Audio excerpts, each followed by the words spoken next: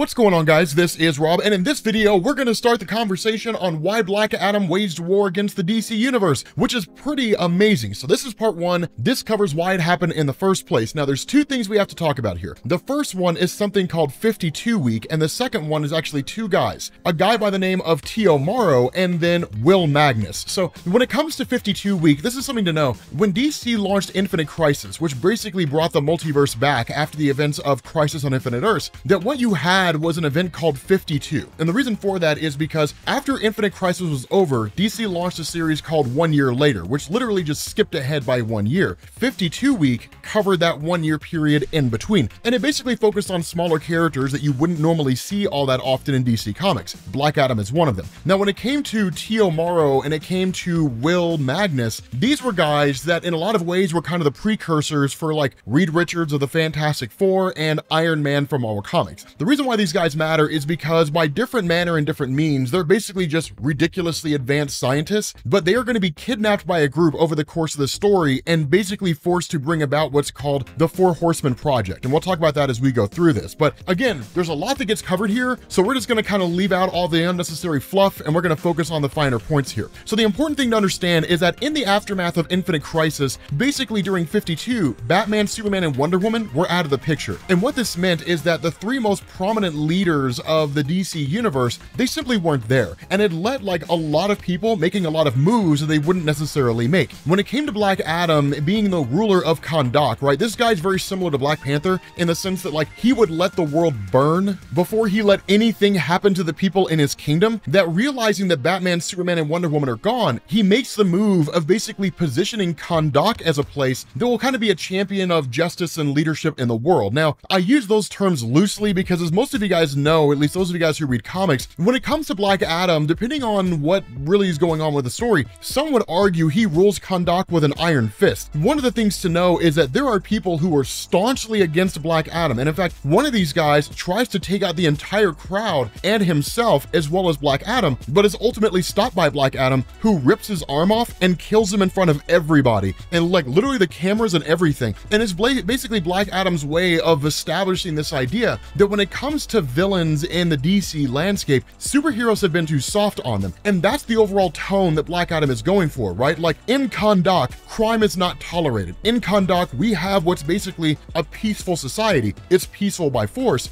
but peaceful nonetheless. He will kill criminals. And that's really the direction that he starts moving in here. And so one of the things that goes on is you initially have a skirmish that takes place between Power Girl and another villain. Now, for those of you guys who aren't familiar with Power Girl, she has a lengthy history, which we're not going to go into here because it's not overall important to the story. Suffice it to say, she is an alternate reality version of Supergirl. And that's about as far as we need to go in this video. But the important thing here is that in that conflict, it crosses over into Kahndaq airspace. And when that happens, Black Adam immediately responds and is like, you're not allowed to be here, right? You're literally in my airspace. Leave. And tell anybody if they come here, I'll kill them. Right, that's just the way that it is. And my influence will be spreading around the world. Now, the reality of this is that Power Girl knows enough to know, sure, she could probably go toe-to-toe with Black Adam, maybe, depending on the circumstance, but she's smart enough not to instigate that conflict. Because one of the things to remember is that if you go walking into the home of Black Adam and you start trouble, he will not hold back. Like, he will not like pull his punches. No, he fights to kill. But what ends up happening here is that you have a group in DC Comics called Intergang, and they're an international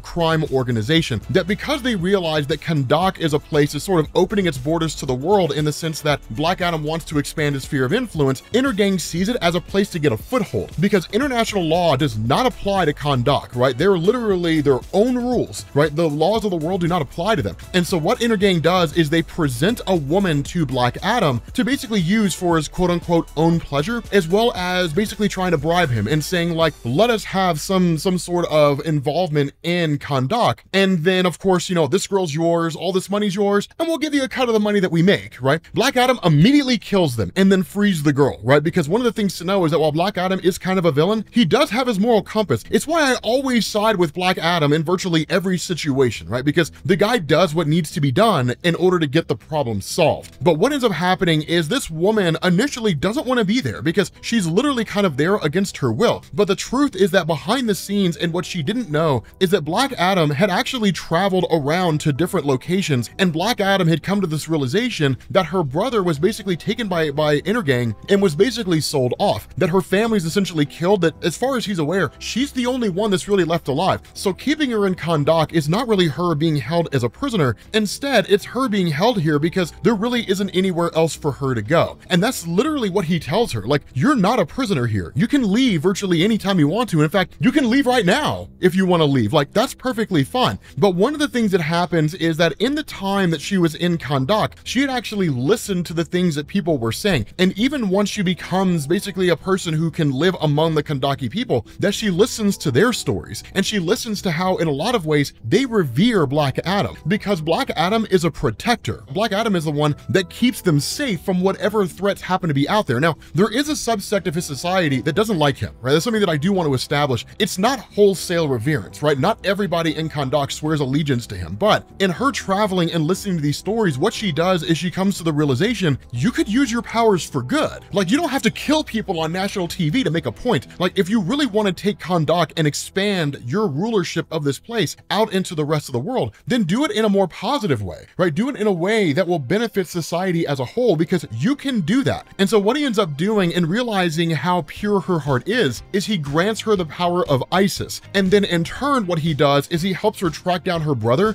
and then her brother is given a portion of Black Adam's power. Now, this ties into the old JSA story by Jeff Johns, as well as Secret Files and Origins. And one of the things that we had learned is that at some point in time, you basically had this chick named Blaze that existed within the kingdom of Kahndaq alongside Black Adam. And what had happened here is that when Black Adam was initially approached by the wizard Shazam, and he was going to be given his powers, that Blaze had actually stepped up and said, let's give him the power of Egyptian gods instead. And that's exactly what happened with Black Adam. The issue with this is that as time went on, the various efforts to keep the world safe, or to kind of operate as a champion of Shazam, kept him away from his family. And when that happened, it allowed a guy by the name of Octan to launch a strike and to kill basically a bunch of people, but one of them was the family of Black Adam. And so eventually, as time progressed, Black Adam became darker, and Black Adam became more brutal. Now, the other side of this coin is the fact that in reality, Black Adam's sort of darker nature was literally just a mask to hide the pain that he was feeling from the loss of his family. And so what ended up happening is that he ultimately traveled back to Kahndaq, he killed the wizard, and then seized control of the country, overthrowing the existing government, and then took over rulership of Kahndaq following that point. That's probably the origin you're going to see in the Black Adam film, by the way. But the important thing here is that what this situation does is it actually presents him the opportunity to get his family back. And so basically having his own kind of Black Adam family, or his own sort of Black Marvel family, if you want to call it that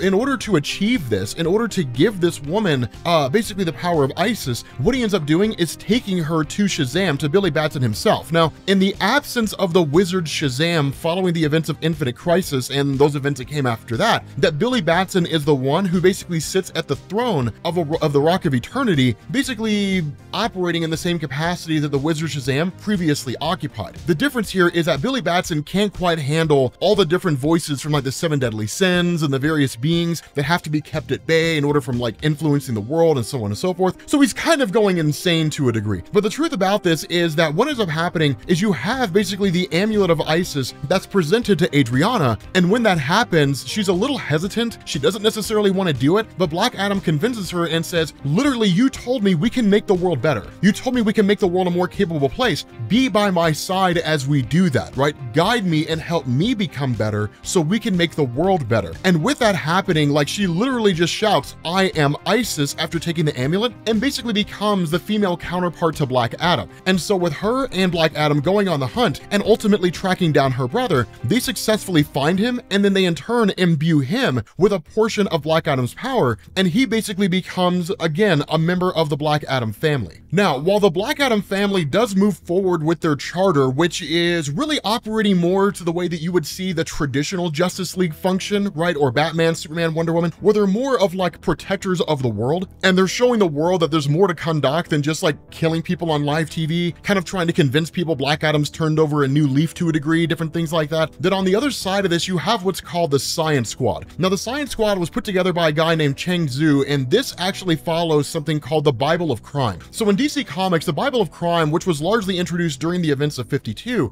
is sort of similar to the Judeo-Christian Bible, right? So like Genesis and all that kind of stuff. The difference here is that it focuses more on how to manipulate and control people, but it also talks about like the 4 horsemen of the apocalypse, the coming of the end times, different things like that. Chang Zhu, in an effort to position himself in a place whereby he could essentially overcome and even control the coming apocalypse, had brought together all these different scientists. So like Tio Morrow and like Will Magnus and those guys that we talked about. He also brought in Bruno Mannheim, who's basically the leader of Intergang. And the whole point behind this is to launch the apocalypse, or the 4 Horsemen project, to basically engineer the 4 horsemen of the apocalypse, and they would operate under the control of Chang Zhu and the science squad. So essentially they could control the world and what direction it goes in, following the destruction of pretty much most everybody and every superhero and so on and so forth. And so literally they're building that entire project behind the scenes. Now that's something to keep in mind, because that won't become important until later on. But the significance of this is that while each one of these guys are sort of going forward and engaging in these superhero antics, there's 2 major things that happen. The first is that Osiris, the name that's now being used by the brother of Adriana, who has a portion of Black Adam's power, that he forms a friendship with just a really quiet talking crocodile named Sobek, who will become very important later on. The second thing that happens is that the actions of Black Adam draw the attention of 2 groups. The first is the Suicide Squad and Amanda Waller, who's just really uncertain about Black Adam and sees it as their opportunity to kind of take Black Adam down, or at the very least to rope Black Adam into the Suicide Squad. And the second is the JSA. Now the reason why is because during Jeff Johns' run in the JSA, Black Adam joined the team in issue number 21. He left about 20 some odd issues later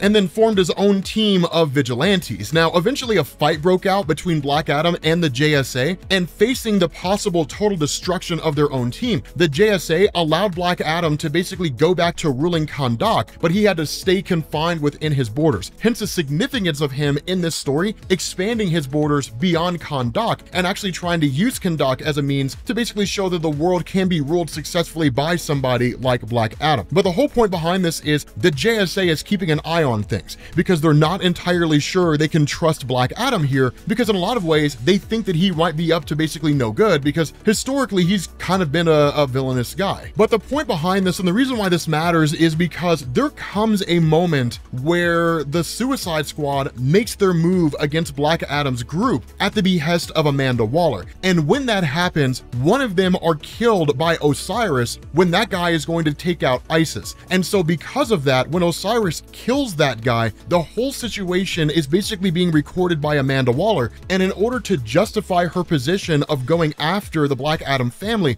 what they end up doing is actually splicing in video footage of Osiris when he had spent some time working alongside like the Titans and so on and so forth, to make it look like he enjoyed killing that member of the Suicide Squad, and basically making it look like Black Adam's team really is a villainous team, that they're taking enjoyment in just like killing and destroying people. And so what this does is it creates this wild circumstance, because on one side you've got Osiris coming to terms with the fact that he basically took a life, which is not something that he's inherently ready for, and on the other side you've got the Suicide Squad and you've got the Science Squad, who are trying to make their move to basically take out the forces of Black Adam. And so what ends up happening is the Science Squad successfully creates these Horsemen, and what this does is it actually allows them to sort of modify or genetically alter different beings that essentially grant them just insane levels of power. And so what ends up going on is that while all this is taking place within Kahndaq itself, like plants are dying and people are going hungry and starving and different things along those lines. So in a lot of ways, you actually have Isis and you have Osiris that look at the power of Black Adam, the gods he represents, and while it may seem primitive, they actually attribute the actions of Black Adam in terms of the people, of the lives he's taken, things like that, and what's going on in the city of Kahndaq basically being punishment from the gods themselves. And so what ends up happening is Sobek travels with Osiris when Osiris goes to the Rock of Eternity and tells Shazam he doesn't want these powers anymore. He doesn't want to be a member of the Black Adam family anymore, that he just wants to lose his powers and he wants to go back to being just a normal guy. The reason why this matters is because it leads to a fight between the Black Adam family and the Shazam family. Now, it's not hugely important here, but this is something that people have kind of been waiting for over the course of this, that the fight between like Black Adam and Shazam, or the Black Adam family and the Shazam family, is basically akin to like whenever DC reboots their comics and Batman and Superman meet for the first time, they always fight, right? Because ever since the events of The Dark Knight Returns, people want to see Batman and Superman fight each other as often as they can. It's just one of those cool things, and it's kind of maintaining a balancing act. And so what ends up going on is that where the fight ends pretty fast, it's not overly lengthy, Osiris is taken back to Kahndaq by Black Adam, and then what happens is he literally talks to Sobek and says, like, I don't want to do this anymore. I'm leaving Kahndaq, right? I just want to go back to my normal self. Like, I don't want to do that, right? Now, the response of Sobek is, well, you can rid yourself of your powers, right? You can speak Black Adam's name and you can rid yourself of this curse. But the reality here is that if he does that, he reverts back into his human form. Now, when he was initially found by Black Adam and his sister, he had experienced so much pain and so much torture that in fact, he lost his ability to walk. So if that happens, he won't really be able to operate and function the way that he does now. But the response of Osiris is, that's a small price to pay, because the truth is, like, these powers that I have are a curse. I'm burdened by the fact that I took a man's life. I'm burdened by the fact that we're being hunted by all these different groups and so on. And so what ends up happening is he literally shouts the word Black Adam, or the name Black Adam, and his powers basically disappear. He reverts back to his human form. And that's when Sobek makes his move. And what we end up finding out here is the reason why everything is dying here, the reason why everything in Kahndaq, people are basically suffering from famine, is because Sobek was a hidden horseman. That Sobek had actually been planted there by Dr. Sivana and the Science Squad for the purpose of basically appealing to the Black family, or the Black Adam family, as being just this kind of cast off and this just sort of harmless and nice little mascot type character that they could just kind of spend time with. And Osiris, being who he was, immediately befriended Sobek, which gave him his way in. And so Sobek kills Osiris, like literally just like destroys him and then starts eating his insides, right? At that point, Osiris is dead. Now, ultimately, Isis ends up finding the body as well as Black Adam, and then they find Sobek. And so at that moment, that's when the other Horsemen launch their attack, right? The other Horsemen arrive on the scene and start going after everybody, right? Like literally launching a massive strike against Kahndaq. Now, Black Adam and Adriana are able to basically hold off, right? They're able to hold their own, but the problem here is that while they're trying to face off against these Horsemen and destroy them, Kahndaq is being obliterated, right? Like people, just so many people are dying. And the result of this is that you basically have Black Adam who kills Sobek by literally ripping his mouth in half and then tearing his head off. And then he goes after the other Horsemen, right? He goes after the other three Horsemen. The problem with this is that Plague ends up getting his hands on Adriana. And when that happens, he infects her with a plague, right? And literally she succumbs to her death, right? She succumbs to the infection that she has, and she basically ends up passing away. The truth about this, and the reason why this is so important here, is because this is the closest Black Adam ever got to getting his family back, to finding some semblance of a normal life, which is really what he's been hunting for all this time. But the common theme over all of Black Adam's appearances in DC Comics ever since the events of Crisis on Infinite Earths and the reworking of his character is that he's constantly just been trying to find that life again, trying to find his wife and his son or something like that. And love was growing between himself and Adriana, right? Like they were a thing, they were together, they had a life together, right? I mean, they were off to the races. And the reality here is Black Adam is coming to grips with the fact that that's seemingly just something not meant for him. And so where the other Horsemen, or really the Horseman of Death, escapes, right, literally takes off, the other three Horsemen are all killed by Black Adam, right? They're all basically done at this point. But the final words of what Adriana says to Black Adam is, avenge us, right? Like for the pain that they have put our family through, avenge all of us, right? Like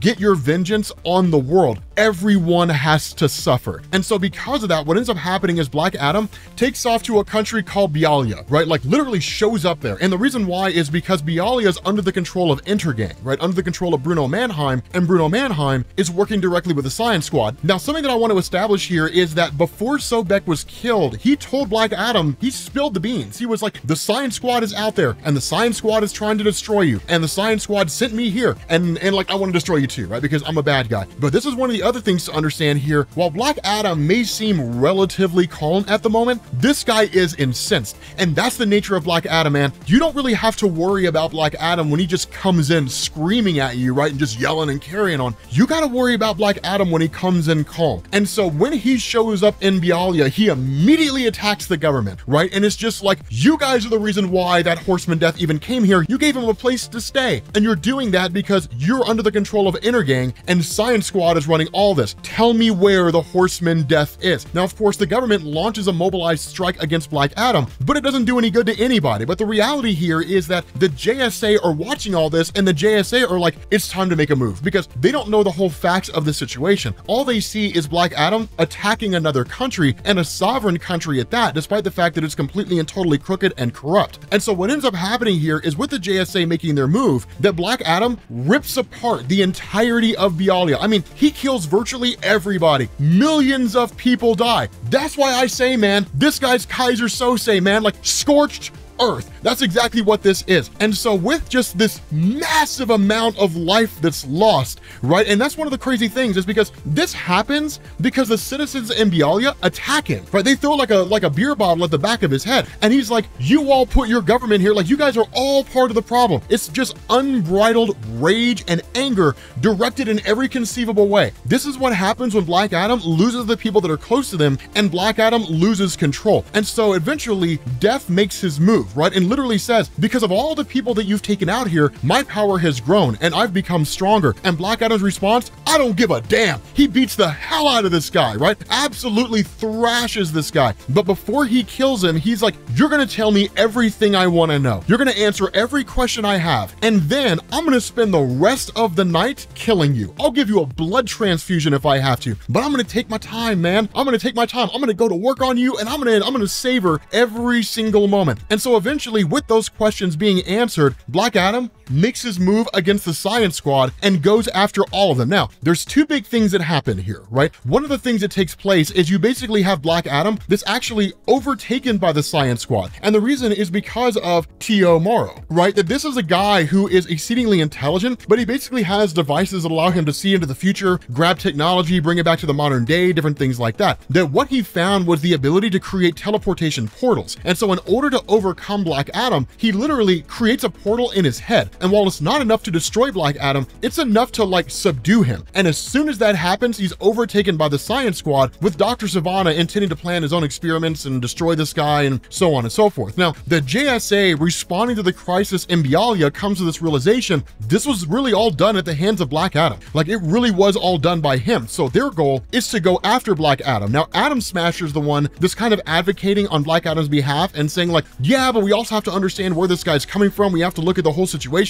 His family was basically annihilated by the Science Squad and like the Horsemen and so on and so forth. While that happens, essentially Will Magnus, who had never really agreed with what was going on here, ends up sabotaging everything. And because T.O. Morrow was his teacher at one point in time, and because they're friends, he actually gives him an out, right? He actually gives him a way to escape. But what he does is it allows Will Magnus to essentially take out like Cheng Zhu, the guy who's running the show, and all that kind of stuff. But it basically clears out the Science Squad. But with Black Adam being held captive, the Justice Society shows up. And then of course, Will Magnus surrenders himself to the JSA. And then Atom Smasher arrives to where Black Adam is. And he literally tells him, the JSA is gonna take you, man. Like, the JSA is gonna take you prisoner because of the crimes that you committed. You killed millions of innocent people in a country because of the fact that your family was destroyed. And while that is tragic, it's not enough. Like, this is way more of a response that needed to happen. And the response of Black Adam is, I'm not being taken prisoner by the JSA, Atom Smasher. And if you really believe me killing like 2 million people in Bialia, if you think that's a travesty, wait until you see what I do next. With that being said, guys, we're gonna bring this video to an end because at this point, Black Adam takes on the world. And let me tell you something, man, he takes all comers. You will never see a story where Black Adam is more pissed off than he is in World War III. But thank you all for watching, and I will catch you all later.